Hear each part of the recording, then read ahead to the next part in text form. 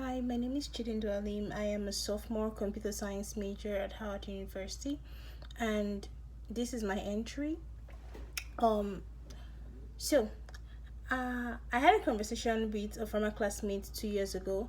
We were talking about the black community, and he made a statement, and the statement was like this.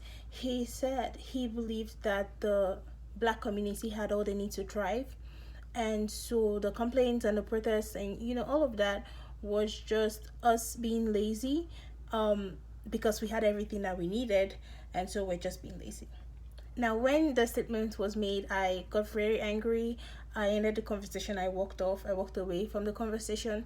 But looking back, having spent 2 years at my HBCU and interacted with wonderful, wonderful people, diverse people, I have had new good knowledge, new learnings, and if I get to have that conversation again, it will definitely be different.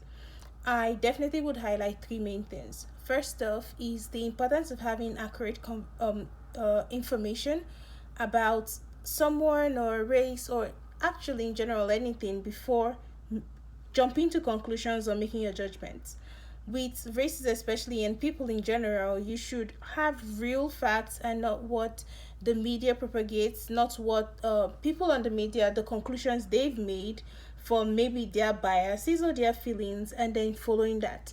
And so when speaking about the black community, make sure you have accurate facts, make sure you have accurate statistics, and it's not just the conclusions of people.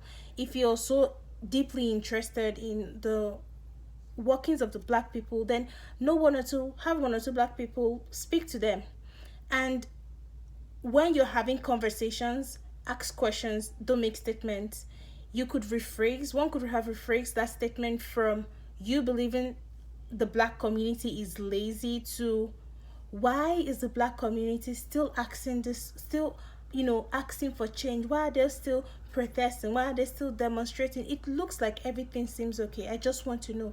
The way you give out, the way you speak actually matters. And so don't make statements, ask questions.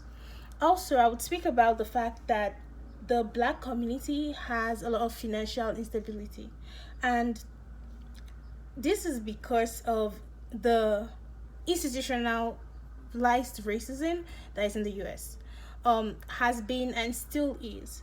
And this systematic racism, better yet, this systematic racism actually affects a lot of things for the black community. It affects your occupation. Most of the time it affects people's occupation, it affects their education, it affects their housing, and this in return will affect how much a household earns. And of course, it makes most households have low income, and when you're financially unstable, it limits what you can do and where you can go in life. Finally, the last main thing I would raise up is the fact that there is the physiological and psychological impact on the black community that most people do not know of.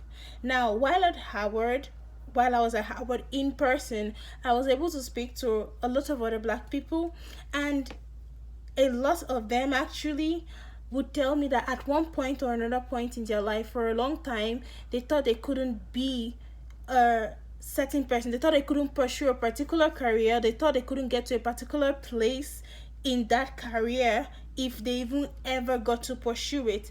And this is all thanks to what we see, on the media, because more often than not, the black people are portrayed as criminals, and you hardly ever see black people doing well in academia and politics and the arts and STEM fields and other fields. And this is not as a result of the fact that we aren't there.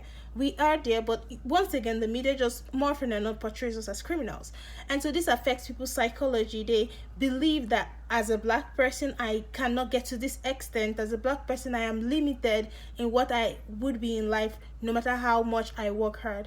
And so these are roadblocks that someone outside looking in might not see, but they are actually there, and there are a lot more. So let's not jump to conclusions. Let's ask questions. Before we jump to conclusions, let's ask questions. Don't jump to conclusions. This is my entry. Thank you.